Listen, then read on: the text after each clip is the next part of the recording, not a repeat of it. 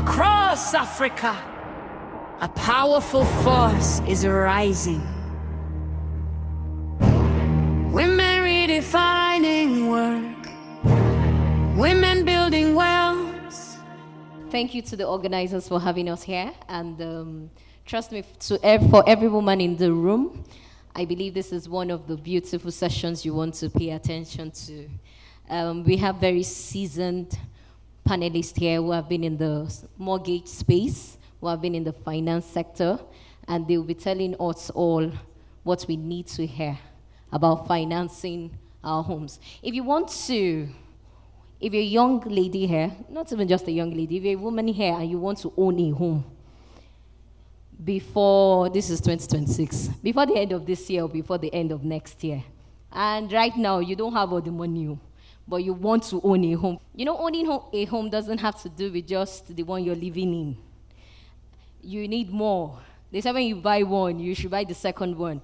And for women, it's more than just a status approval. It's a security. It's legacy. It's inheritance. As when women own, they are thinking about their children, their children's children, their grandchildren. And this session is going to teach us a lot of things about how we will get into that ladder. Thank you so much for being here, ma'am.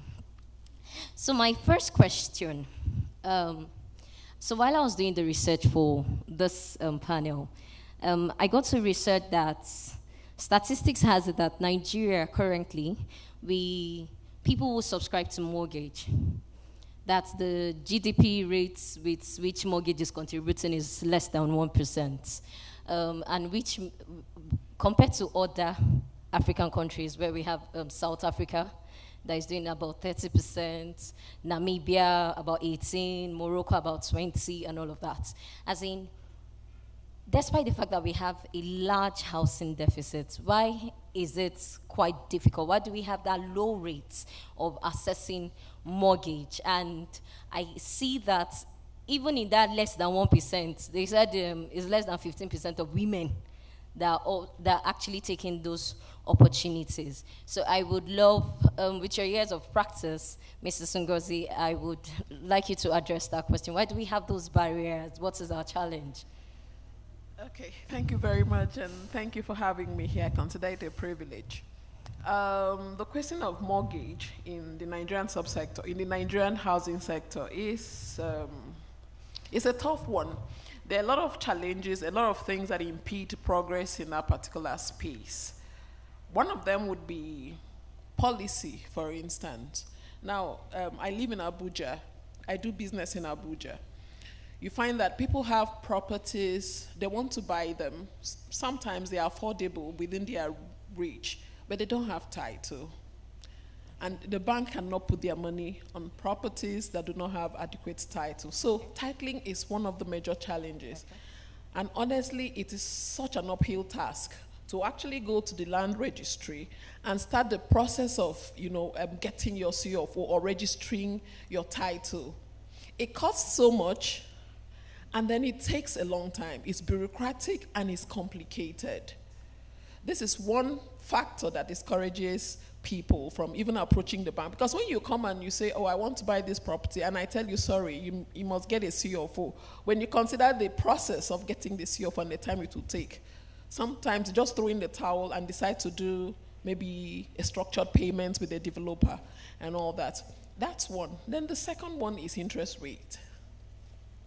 Interest rates in the recent times has risen to, in fact, I was telling a colleague in the industry that this is an all-time high. In Nigeria, we benchmark interest rates against the MPR. So as the MPR was rising, interest rates was rising. So we got to 27.5% at some point, and interest rates went to like 30%. Now, how many people in Nigeria earn income that can sustain repayment of a loan at an interest rate of 30%? Very few. So that is why you see very few people are actually accessing mortgage to buy their homes. You see a lot of people struggling to have arrangements with the developer, let me pay you over a period of 2 years or 3 years and all that, So apart from interest rate, a third factor would also be, I guess it's related, inflation. cost of houses are so astronomical now that it's also well above the reach of the ordinary Nigerian, you know. And then if I want to talk about why women are not in the mortgage space, they are not taking loans to buy homes, I will say basically it's fear. Yes, there's cultural restrictions. Like someone had said, a lot of people don't believe that. In fact, if you're a single woman and you are thinking to buy a home, your parents will say, are you okay? Do you want to drive the men away? You don't want them to marry. You know, that kind of concept and all that. So, of course, if they are not buying homes, they are not taking loans. And then for some of them who actually want to buy, sometimes shops to do their business, sometimes their own homes to live in, they are so afraid because there's so much myth around mortgage. Some people think, oh, if you have to go and take a loan, it means that you have to bring your grandfather and grandmother. So they have this perception about mortgage that discourages. So without even trying, they give up. Without even attempting, they believe that it's something. And then there's so much distrust for the financial institutions. They believe that there are hidden charges. If you just go there, they will finish, they will clear your money and all that. So that holds them back. It's fear. A lot of women will think, oh, what if I start now and I'm not able to pay? They'll come and take my home and the little money I invested would be eroded completely and all that. Yeah. It's fear. Yeah. There's a need for them to go out there and get information. And then the banks, the mortgage banks especially, we have a lot of role to play in this. We need to create awareness. There are lots of initiatives out there, even especially tailored towards women. Beautiful. There are products for women. There are DFIs that are giving money. Concessionary rates, you know, for women products, for banks that, you know, have mortgage products for women and all that. So we need to create more awareness so that women would know that these products actually exist. And they can actually take a loan to buy a house. I'll give you an example. In my early days in banking, I met a woman. She owned a boutique in Emma Plaza, and I used to shop from her. So I started talking to her about buying a property in a particular estate that we were, you know, financing. And she was like, no, where will I see money? I said, you have money. I see your cash flow. She said, Ngozi, please leave me. I don't want to enter trouble. You don't want to come and, I don't want to have high blood pressure. I said, you can do it. So I kept pushing and pushing. Eventually, she was able to raise. Okay, so another challenge again is the initial outlay, what you have to pay down. What I told her was, you don't have to do it at once. Every month from your income, put something aside. Whatever you make, just make up your mind that maybe 10% or 20% of what you make monthly, save it for a period of time, maybe for 6 months or for 1 year. And she did that. She bought her first house. She bought the second one. She has bought a third one through mortgage because she found that mortgage actually worked. Okay. You know, so we just need to overcome the fear and take the bold step. Thank you so much. I'm still going to come back to you with respect to those women initiatives you talked about. So we'll go further. But before that, I want Mrs. Grace to address something. So there's something you said about we getting information. And the fact is that many women don't even know how mortgage works and what mortgage facilities are even currently available. So I think that's a major barrier as well. Most of us don't know how mortgage works. So Mrs. Grace, could you just please put us through? Because I know many women don't know, and whether there are facilities that they can take advantage of. Good afternoon. Good afternoon, ma'am. Thank you for the question, and I'm so glad to take this part. For women, like she said, it's very, very important to have our own home. You don't have to depend on your husband. Even if when you have your husband that has money, what is in your name is very important because we don't know what may come up tomorrow. The man may change. You are the only one here. Another may come and join you. And then when it's time now, you are, pushed out. We don't want that to happen to us. So information is key, it's important. You have information. And we know what a mortgage is. It's a facility that is provided for, by the lender, to the borrower to purchase, their homes or build. So when you know that, you have to take a step. What step do you take? What do you know? How do you go about it? There are many like banks, providing this facility they give. There are mortgage institutions too, providing. All what you need to do is to take a step. I'm going to talk about Federal Mortgage Bank, the step that you have to take through the Federal Mortgage Bank. First and foremost, you need to get registered. You have to register. You can come to our office. We have offices through the Federation, all the 36 states we have, and even the FCT too, we have offices there. You can walk in there and get registered. Then if you cannot leave your business, we are now digital. You can stay at the comfort of your home, register, contribute for at least 6 months. You don't have to have a big, funds in your account. You have to just register and pay your, what we call your contribution every month. When we see that commitment, you can now come forward for a loan. And then what Federal Mortgage Bank has done so far, since we are not, the Act does not allow us to build for our customers, we have invested through the developers, giving them funds to build houses for our, contributors. Sometimes you don't have to look for a house at the city. I could remember my own case. I was in Lagos because all the mortgage that we take is the same thing. We are all contributors, even though you are a worker. A staff in Federal Mortgage Bank. It's the same process you go through. First and foremost, be a contributor. That contribution as a worker is 2.5% of your income, and it does not amount to anything. Sometimes very meager. Some contribute as low as 2,000, 5,000 naira. So going through that every month for 6 months makes you eligible to request for loan. Like I said, you can now go through those houses built. One of the speakers here talked about the difficulty in getting the C of O. So instead of getting that stress, just go through, or you can walk into our office, request to know where we have those houses built. So you can now make a choice. Sometimes you will look at it, it's a bush or it's very far. It may be bush today. Tomorrow, it could be, where people long to be. I take my case as an example. As I was in Lagos, when one of the days I went for a training in Mina. So I decided, I didn't even know that I would be moved to Abuja. So I decided to, take loan. When I came, this Logogoma was bush, real bush. You will not want to take it.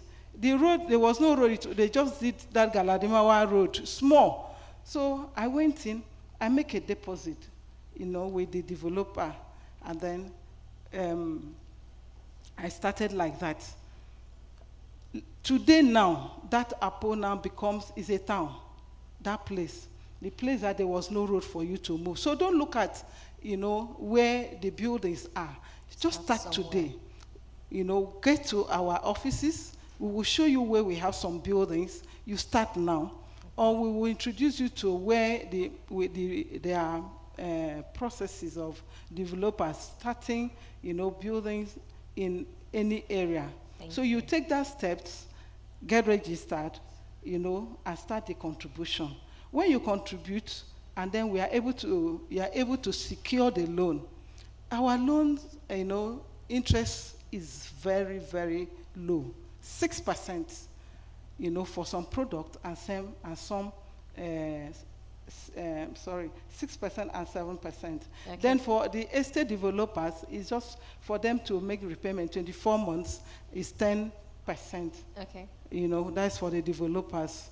Is that construction loan? Yeah. No. Construction loan is for you and as an individual to take a loan and then build by yourself. And we all said, it's difficult to get C of O, title documents, which will be required as a collateral for this loan. So most of the loans to collect, our loans, the whatever mortgage that you take, that becomes a collateral for you. Okay. You understand? Yes, so we ma'am. are not, that building that they are going to buy becomes a collateral. So collateral that as well. stress is actually taken out for you. Okay. So, and then we have the step when you have taken, when you have done up to 6 months, like I said, and you can now buy, build, or Okay. construct by yourself. Okay. So we have different products.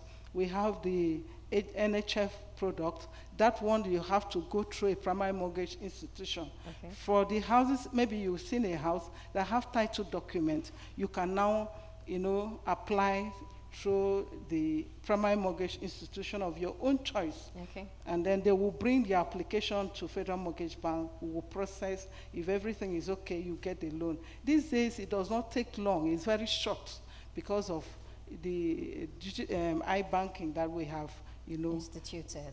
Yes. Okay, ma'am. So thank you so much. While you hold your thoughts there, because we are going to still come back, there was something Mrs. Ngozi said while she was trying to encourage her clients to get a mortgage. There's a research that says that the informal sector in Nigeria that contributes largely to the GDP in Nigeria as well, 51% of it is actually women-centered. So it shows that women are largely in the informal sector. So in essence, women are traders, women are service providers. Some women are not always in that office pay type structure where you have a pay slip, and that is because of the peculiarity of our gender, where we have children we want to take care of, we want to balance out that time and all of that. However, because of that structure we have, that informal structure women have, there's often a challenge with them assessing mortgage. Now, what I want to find out is, are there banks, are there institutions that are taking into cognizance of this informal sector that women play in? Because how many women do a susu here? Ajo, cooperatives. I'll be shy. We don't want our husband to know. It's all right, don't worry. We understand, it's all right. So, but what I want to say is, I remember back then when I was, when I just came out from the university, that was like in the early 2000s and all of that, a group of us came together to start some form of isusu. And I will tell you, it's almost 20 years. And a lot of them have not defaulted. And you will see it it's an informal way of people saving, and an informal way of people paying back when they collect this money. Some of them collect it, they put it in their business, and they make sure that when it's their turn and all of that. So where I'm going is this. Are there banks? Are there institutions? Are there mortgage finance houses that has taken into cognizance most of these things? And is there a way for them to start using it? Mrs. Monserrat, this question is to build a formal credit identity for women, where it is not just her pay slip or her work career that they would use. Okay. Thank you, Barrister. Thank you for that. You've already laid the foundation, and honestly, the informal sector, as well we've seen in the fintech, the microfinance fintech guys have really disrupted the financial sector. And you can see the large volume of transactions they are doing. I think the housing finance sector need a policy redesign, not focusing too much on traditional pay slips, traditional work environment, and looking at the larger segment of the economy that needs this housing. Yes, we keep talking about housing deficit, but the majority of Nigerians that really need this is the households. The key household members led by women in the society are the ones that need this. And I believe if we have the adequate or appropriate policy design around this traditional mortgage finance in Nigeria, it's already happening. We already have the model like you described. We all know the SOC model, the Agile model. A lot of our models do it, right? They have different communities. They have village community, and it's very effective, right? They have the shop owners. If you go into some informal shops, they have community selling the same kind of commodity. They have their association. So all these associations are kind of a guarantee method that the banks need to look into, the mortgage banks need to look into. They also need to develop, our mortgage banks need to develop a credit scoring system that focuses on all the parameters in determining eligibility and affordability of those people. They might not operate on a bank, formal financial institution banking model, but they have cash flow, guaranteed daily cash flow. You can determine their credibility from their utility bills. How well do they pay their bills? That speaks a lot about the character of an individual to borrow, right? So when you collect all this information, the digital hub, go to the market. I don't know of Lagos, but I know Abuja. You go to any market, it's either you're paying them, it's either OPay or Money Point. Yes. I bet you with those cash flow, you can determine what they earn on a monthly basis, and with that, you will be able to understand the cash flow cycle of their business and design a product that fits this group of informal sector. Honestly, myself and you wear suits to stay in the office. These guys earn more than we do. It's not formalized, right? Yes. So it's a huge opportunity that the mortgage finance industry needs to look into. And like I said, there has to be a policy design around this. A lot of the regulators have to be into this. The CBN, the NDIC, and also FMBN also have to be into this. We need to create enabling environment for them. Cooperative housing finance is key. And we can have cooperative housing mortgage products where members serve as guarantors for each other, ensuring that there's a way that they plan the savings to generate their equity. And with this model, it's an existing model that has worked for centuries. So all we have to do is leverage on it, tweak some aspect of this to work under the mortgage aspect, and we would increase home ownership for the women in our society or for the household, because the women owns the household. Yeah. Thank you. Thank you so much. Thank you so much. So we are almost out of time. I want to quickly ask Mr. Danladi this question.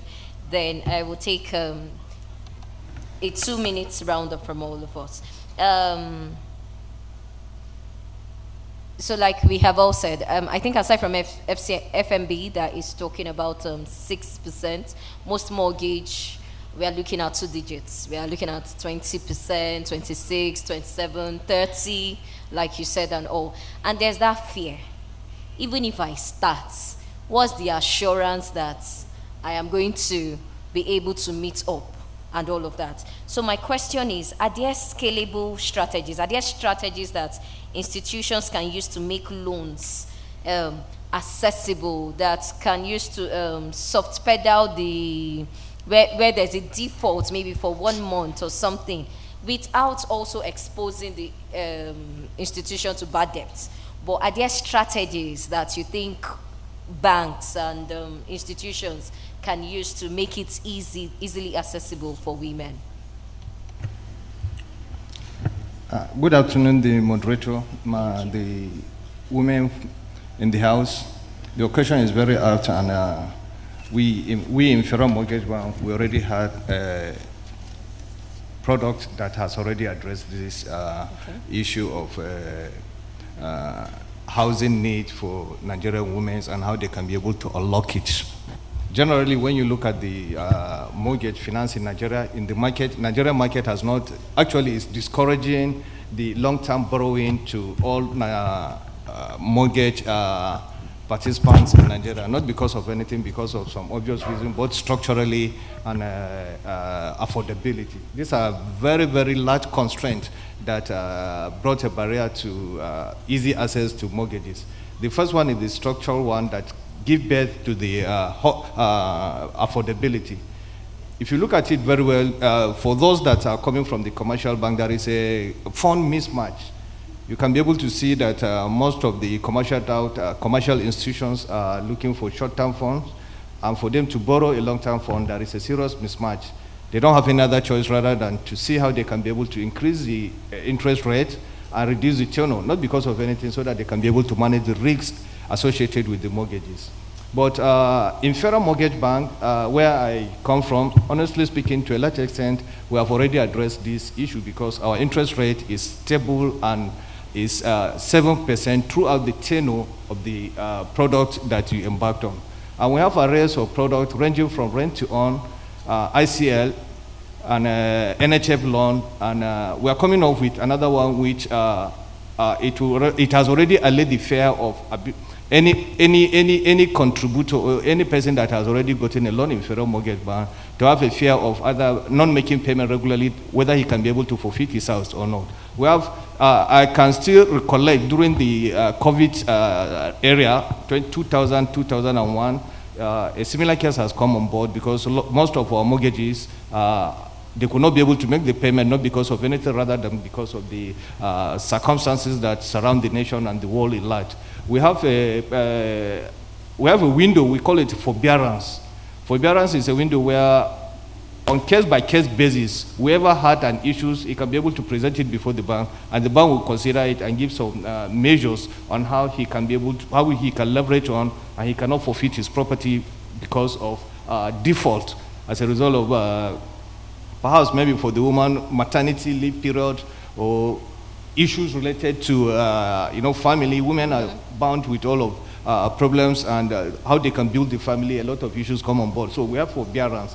Forbearance is the sense where your loan can be able to be, your repayment can be deferred or give you some concessional rate that you can be able to come in and please let's celebrate Federal Mortgage Bank for that. So definitely.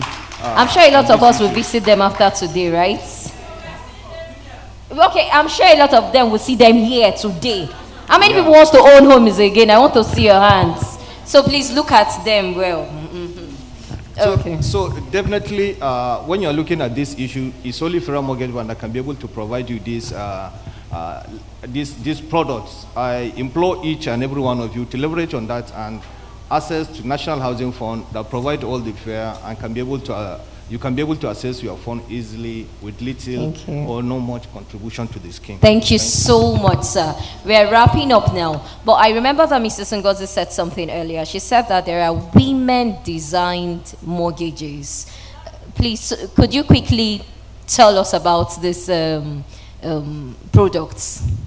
Okay, like I had mentioned, there are some DFIs who have funds, intervention funds, and it's strictly for women. Okay. So because of that, we designed products for women. So if you're a woman and you are in the commercial space, you want to own maybe your own shop to do business, or you want to buy a house you want to live in, as long as you're a woman, you'll have access to those intervention funds. It comes at concessionary rate. So yes, a couple of banks also have this product because the DFIs are there and they're willing to give these monies out. Okay. So please, women. Okay, he wants to add to it. My co-panelist here has mentioned the women, specific programs. Federal Mortgage Bank at the moment, they are in discussion with the Federal Ministry of Women Affairs to come up with a specific product that tailored towards women, and right from conception to conclusion and up to the end of the packaging of the loan. Thank you. Thank you. Thank you. So it brings me to my last question. We want to come here next year, and a lot of us have already started our journeys. Now, I'm going to ask each and every one of us, just in 1 minute, what is that one policy that you would want to see happen that would enable a lot of us here, or that you will look back in 2030, you would see that it's no longer 15% of women that are contributing into the mortgage system. But right now, you're even saying that they are overtaking the men in collecting mortgage. What is that one policy? What is that one thing that you would want to see happen in the mortgage space for women to be able to take? So I'll start from Mrs. Ngozi, Mrs. Grace, Mrs. Monserrat, and Mr. Daladi. Please, in 1 minute. Okay, so financial inclusion, it's a gospel that has been preached but has not been quite implemented, right? So like Montserrat had mentioned, there are a lot of women in the informal sector. The banks should find a way to accommodate them.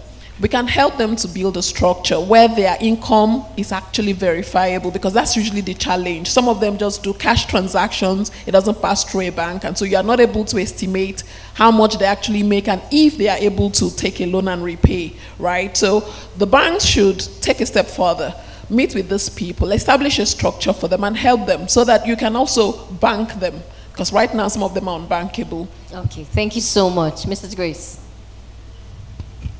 Yeah, what I want to say is that, for women, or what I want to see in 2028 is that maybe when we want to profile them, we can, the banks too should allow maybe the utility bills that they have been using to profile them and all those ones, so it will be easy for them. A lot of our self-employed, those ones in the market, they have a way of savings. They have a way of getting their funds. So, and then if you're in a house and you're not defaulting in your rent, we can use that to profile, The capacity the person that wants to take a loan. You understand? So we will, for our for government or the banks or all the mortgage institutions, when they want to make profile the people that want loan, they should use available things, not asking for pay slips and all those things that deter people from even requests for the loan. So whatever that is available, their cash flow as they are doing their businesses, we will look at it. A lot of them do savings through banks. So we will look at that cash flow. We will look at where the utility bills that they use and know that this one will not default. Because even when you are giving out loan, you have to, recoup those loans so that others too can benefit use it. from it. So that's what we are looking out for, so that it will be easy for even those self-employed, to come forward and take loans, for themselves. Thank you. Mrs. Monserrat. All right, so for me, what I want to tell every woman out there is pass the information. Yeah, so I believe the theme of the International Women's Day is about helping each other. Some of us have this information. Our other colleagues or our other women friends don't have the information. Please pass the information.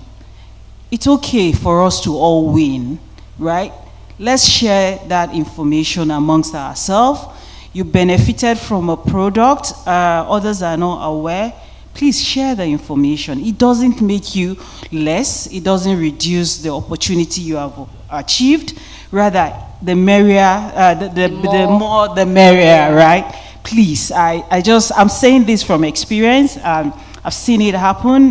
We've had people under the family-owned funds help to own. It was just one person, Nigerian police. She's a woman. And honestly, she brought 20 other women that benefited. They demolished a barrack here in Gariki. Yeah. She brought 20 of our colleagues. The place they were staying was demolished. She benefited and they all came in droves. I was so impressed. And I think women, honestly, we have that problem, but we need to overcome it. We need to grow together, and we can do that. We have information, let us pass it on. Thank you. Thank you so much. Before Mr. Danladi takes this, I want you to look at the person beside you and say, it's okay for us to all win together. Now look at another person and say, it's okay for us to all win together. We are all winning together in this one. No? We must own the houses, Abi. So, sir, I'm going to tweak your question. Now, we are all sitting here. We are women who want to own homes. Maybe we don't have any credit score right now and all of that. What is that one thing we need to start doing today that by the 6 months, Abi, that by the end of this year, we are eligible to even take that step to say we are starting our mortgage journey? Beautiful. I think the best we could do in the next, before the year rounds off, virtually everybody who own a house is to form a unit or cooperative among yourself, 3, 4, 6, 7, 8, 9, 10, 11, 12, 13. When you come in number, Federal Mortgage Bank could be able to accommodate you, and it allows the fare of titling, equity contribution, ownership of the house. So all this has been taken care once you come in a group, because Federal Mortgage Bank can be able to provide you with a cooperative housing development loan that the cooperators, after contributing for a little period, after making your contribution to the cooperators, the cooperative organization surrogates your identity, and by then you stand at the team and you come to Federal Mortgage Bank. Federal Mortgage Bank will provide an effective financing that can be able to make everybody work. With courage and bold, from Abuja to Nairobi, from Lagos to